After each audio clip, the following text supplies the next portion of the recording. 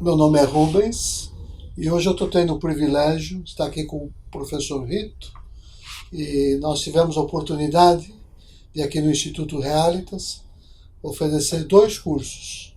E quando eu olhei a ementa do curso do professor Rito, eu fiquei muito interessado e, na verdade, eu estou propenso, inclusive, a fazer o curso. E queria aproveitar, então, a oportunidade de hoje para saber um pouquinho mais sobre a motivação para ele ter entrado nessa área tão instigante, que é a área da consciência associada a esses tempos modernos, como é que ele trata disso no ambiente corporativo, como isso se relaciona com gestão, e inclusive nessa interface que existe com todos os fenômenos de hoje em dia, em especial aqueles que trabalham com espiritualidade. Então eu queria ouvir um pouquinho sobre o que é o seu curso, como ele foi estruturado e pensado. Obrigado, professor Rubens. Estamos aqui todos com muito prazer, estamos aqui tratando desses assuntos que nos interessam, que nos animam. E o professor Rubens tem toda a razão, né? Eu descobri aqui, nas conversas com ele, nos debates que tivemos aqui na preparação do curso, uma complementaridade que eu nem estava cogitando. E respondendo exatamente e objetivamente a ele, eu queria dizer o seguinte: eu trabalho com tecnologia, sou professor da UERJ, trabalho com tecnologia há muito tempo e estou convencido de que essas tecnologias que hoje nós usamos, esse telefonezinho celular que está no bolso de todo mundo aí, são tecnologias que estão elaboradas, feitas com funcionalidades plurais, para consciências que ainda não estão disponíveis. A gente tem muito pouca consciência do que seja a rede e de como é que isso pode operar a nosso favor. A gente vai usando.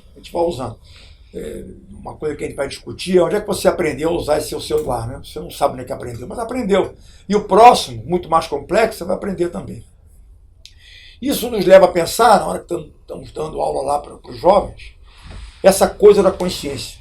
Quer dizer, a rede é um caos. Se formos olhar para a rede, né? A rede é não projetável, a rede é um caos. Nós é que arrumamos a rede na hora que a gente vai fazendo escolhas, a gente vai pegando pedaços da rede que nos interessam. E eu ficava pensando assim, né? Que novas consciências serão necessárias para usar isso com mais efetividade, usar isso com mais objetividade, né? E como é que eu arrumo a minha consciência? O que é a consciência? Como é que eu desenvolvo a minha consciência? Como é que eu alcanço outros níveis de consciência? Não só para a utilização da tecnologia, porque é necessário, mas para a vida. Para a vida, como é que eu me relaciono? Pessoas tão diferentes de mim, cada vez somos mais diferentes, cada vez essa sociedade é mais plural. Né?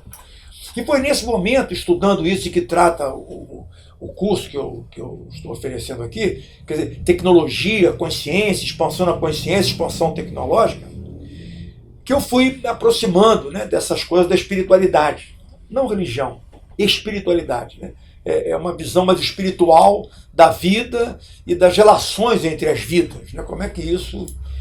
E aí essa oportunidade aqui, criada pela vida, de trazer a meditação e esse ensinamento milenar que trata exatamente de consciência. Né? Como é que eu penso saber como é que eu arrumo o caos tecnológico para sair em alguma coisa. A gente sabe fazer isso, estudamos para isso.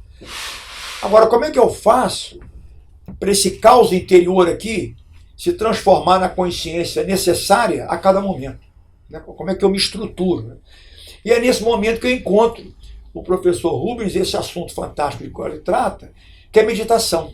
Quer dizer, a meditação não trata especificamente nada disso, mas a meditação cria eu ia dizer um chão, mas acho que ela cria um teto, né, por onde a gente vai poder se abrigar para andar nessas coisas confusas, são confusas. A rede é confusa, a rede não funciona, a rede funciona. Nós todos temos muita dificuldade para lidar com essa pluralidade. E hoje, nas conversas com o professor Rubens, eu descubro que são dificuldades que eu trato também para lidar comigo e para lidar com as diferenças que estão colocadas diante de mim, durante a cada momento, com o meu aluno, com o meu colega, com a minha mulher lá em casa, com meus filhos, com os meus amigos, né? E como é que eu me estruturo, como é que eu aguço essa consciência, como é que eu organizo, como é que eu acalmo, como é que eu domino esse caos para poder fazer alguma coisa coerente. Mas esse é um assunto do professor Rubens, do curso dele, creio eu. Aliás, essa conversa é muito interessante e me chama a atenção por um outro aspecto. Porque a gente fala em consciência, mas eu não sei se quando a gente usa esse termo, todos nós que utilizamos esse termo, nós utilizamos do mesmo modo. E eu lembro que, pelo menos aqui no Ocidente, a partir dos anos 60, com o movimento hippie, a questão da guerra do Vietnã, e as pesquisas em Harvard, com as drogas psicodélicas, se falava muito em estados alterados de consciência. E aí surge uma questão muito interessante, porque parece que aquilo que para o Ocidente era o entendimento do que era a consciência, é uma coisa pouco diferente do que se entendia como sendo a consciência em países como, por exemplo, a Índia. Né? Daí esse estranhamento nos anos 60 e o surgimento de um movimento, por exemplo, que foi chamado de contracultura ou contracultural, ou seja, como se a nossa cultura ocidental estivesse sob ataque ou sob ameaça, ao eu trazer para o Ocidente algumas ideias sobre a consciência que nos eram estranhas. E agora parece que nesse novo milênio, de alguma maneira muito rica e interessante, nós estamos chegando a uma síntese dessas abordagens, e foi isso um pouco que eu percebi no seu curso, olhando só pelos tópicos, e aí se você tivesse a oportunidade de comentar um pouquinho, eu teria muito interesse em ouvir o professor. Bom, eu concordo com essa pluralidade em busca de uma unidade, né? E a tecnologia ajuda tanto a provocar pluralidade como a provocar unidade. Conosco é mais difícil um pouco, mas eu fico imaginando que cada um de nós, isso está acho que sempre foi assim, mas cada vez mais claro, somos muitos, né? E essa coisa que você se refere, daquele momento da contracultura, associado aos estados alterados de consciência, hoje a gente está imerso nisso.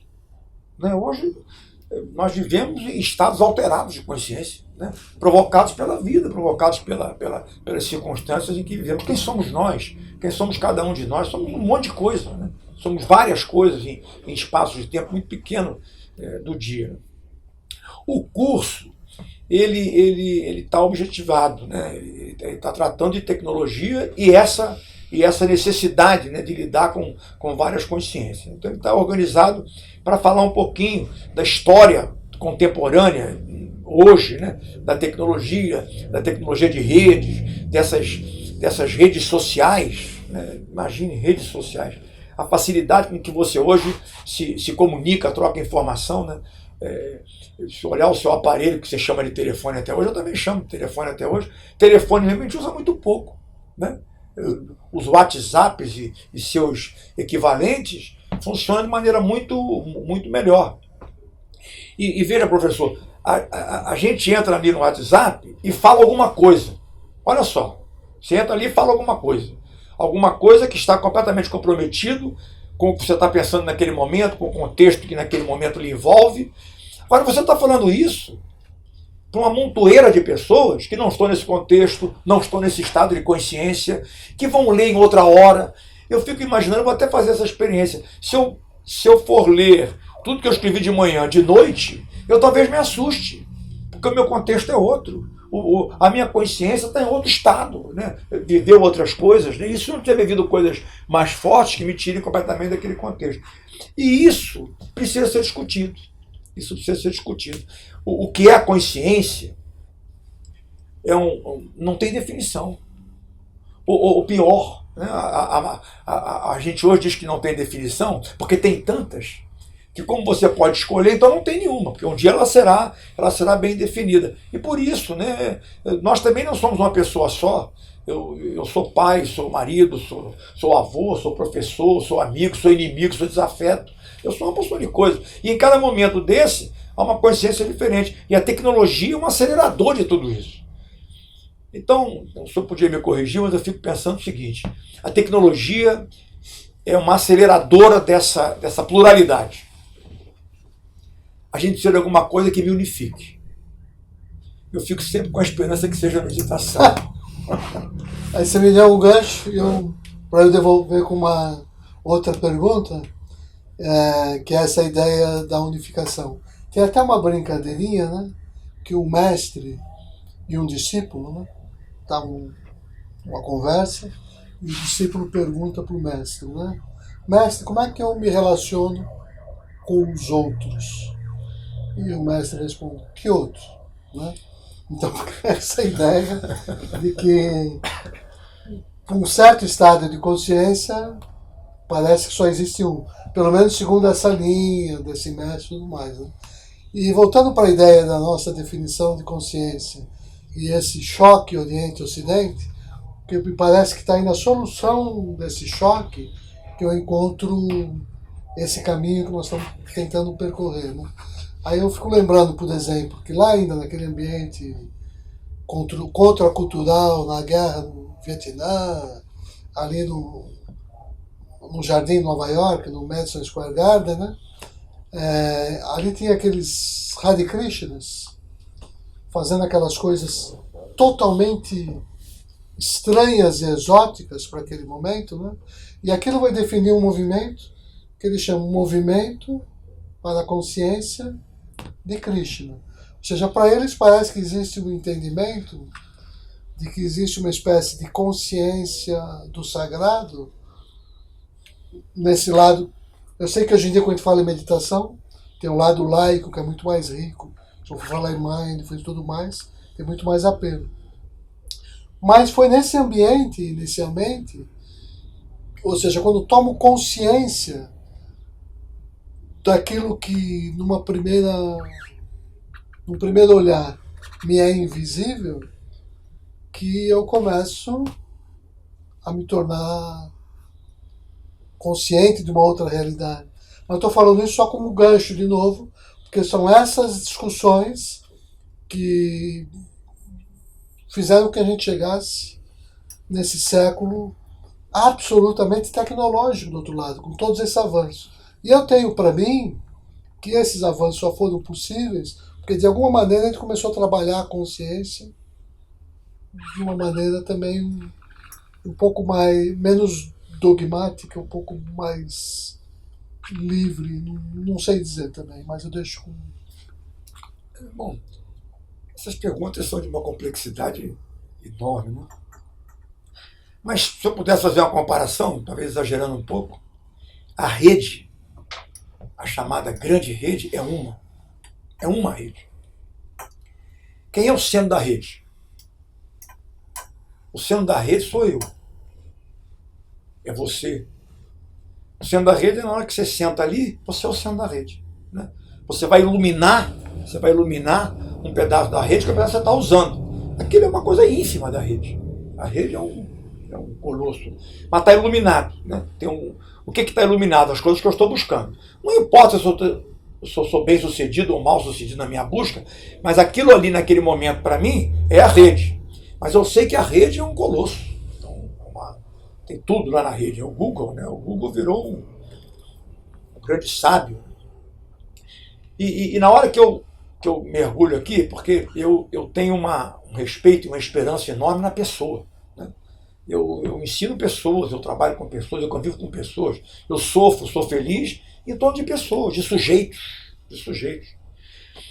E às vezes, professor, eu penso que aqui na minha cabeça, e imagino que a maioria das pessoas deve ser parecido, na minha cabeça é um turbilhão de coisas que eu já na minha infância imaginava que estavam sob meu controle.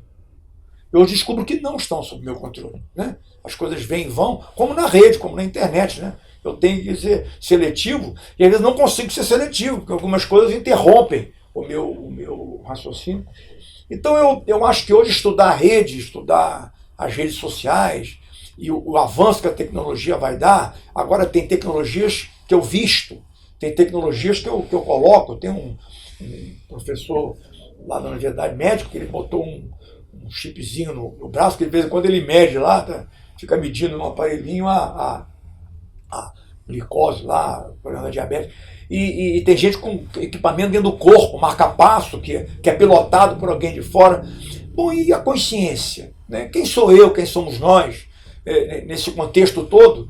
E como que a consciência vai continuar evoluindo para absorver, usar toda essa tecnologia? Como é que as coisas vão acontecer também, para respeitar esse diálogo aqui, né, dentro de mim? Né? A tecnologia vai andando, se eu entendo ou não entendo, mas aqui dentro também tem coisa que eu entendo e coisa que eu não entendo, né? E que eu precisava, e parece que há ensinamentos mais antigos, milenares, né, que já cuidavam disso, né, que já tinham essa essência, né, da discussão do que é a consciência, como é que eu posso tratar dela. Né?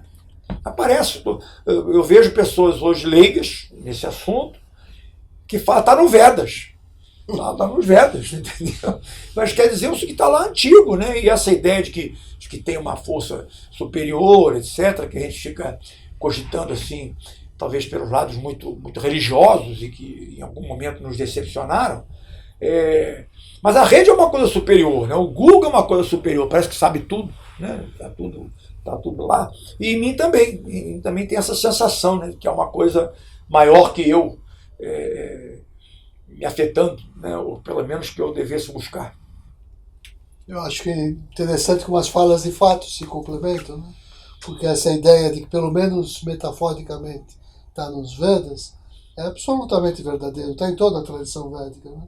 Tem inclusive a expressão, sei lá, para Brahman, que eu posso traduzir, né, como o supremo brilho da consciência cósmica, que é como se fosse a aposta de que, na verdade, só existe, em última análise, a consciência. Esse universo, num certo sentido, é consciência. Para explicar isso de um modo metafórico, sei lá, Paul Brunton, por exemplo, lá nos primórdios da sociedade teosófica, ele se referia à experiência do mundo como uma espécie de sonho.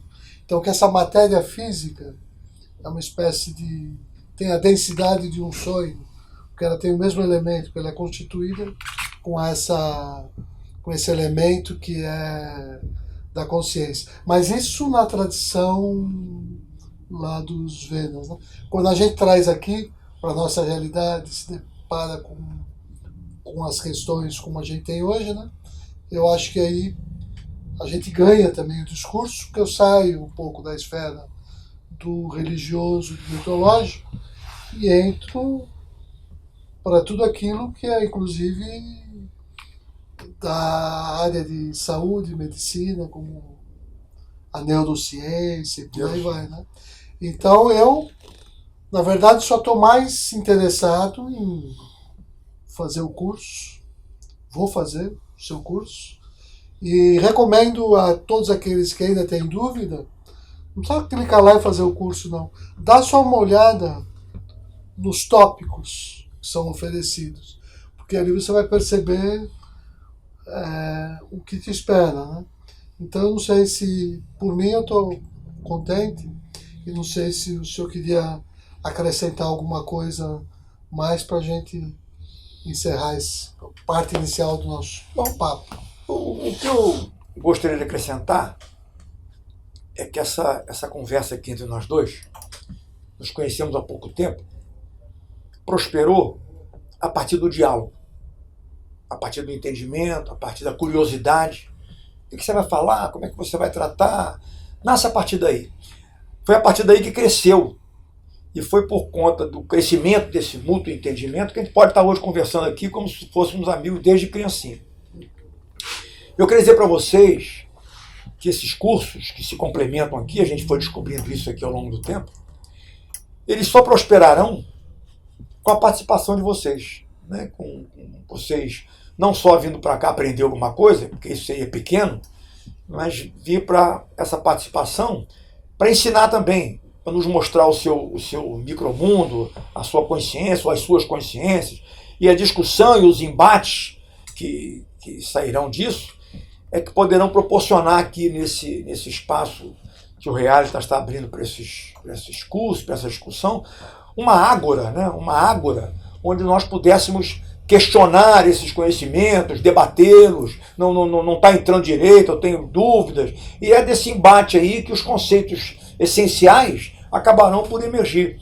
A tecnologia está aí, né, fazendo da gente o que bem entende, nossa consciência também, nosso cérebro, nossas coisas, e esses ensinamentos, né, que o professor traz para a gente aqui com tanta experiência, né, nos ajudarão certamente a nos entendermos enquanto pessoa e enquanto pessoas, nos grupos que certamente se constituirão para a gente crescer junto nesse mundo contemporâneo que trata de máquina, mas que trata essencialmente de gente. Assunto dele. Eu agradeço muito a sua atenção, educação. Um prazer poder bater esse papo. E muito bom encontrá-lo. Muito bom encontrá-lo. Tenho aprendido muito. Obrigado, professor. Sucesso.